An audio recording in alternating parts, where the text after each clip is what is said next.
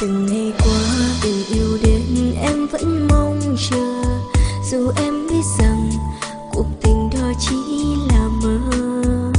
Và giây phút gần bên anh sưởi ấm tim lại, dù cho bão giông trái tim em không hề phai. Ngờ đâu cơn gió đã mãi cùng anh sao khuất chân trời, để lại đây bơ vơ mình em lạc lối.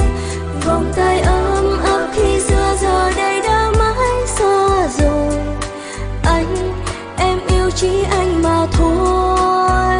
Vì con tim em yêu anh mà không nói lên lời, dường như đã buồn để lại nỗi nhớ đầy vơi.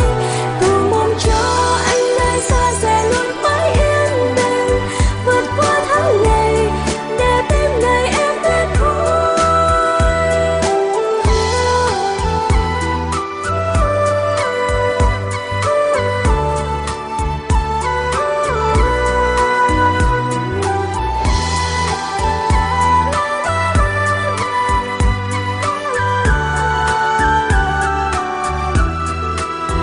Đành thôi xóa hết bước tiếp để quên đi nỗi đau này. Tận sâu trong tim em bấy lâu thầm kín, dường như ký ức trong em giờ đây đã quá phai mờ, nên tim em đã thôi mộng mơ.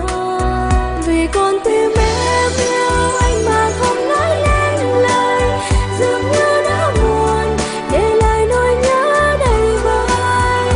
Cầu mong cho anh nơi xa sẽ luôn mãi yên bình, vượt qua tháng ngày để tim này em biết thôi.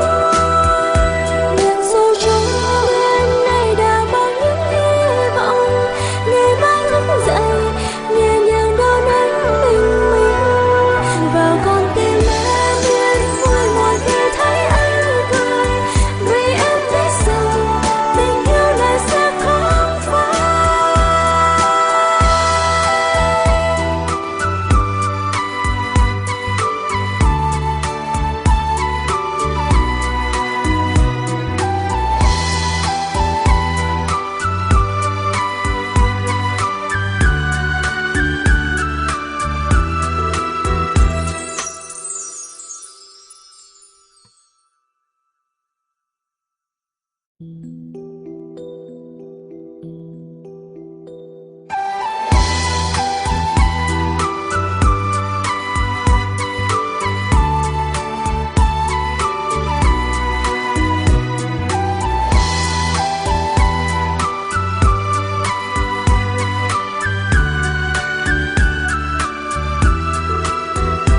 Từng ngày qua tình yêu đến em vẫn mong chờ, dù em biết rằng cuộc tình đó chỉ là mơ.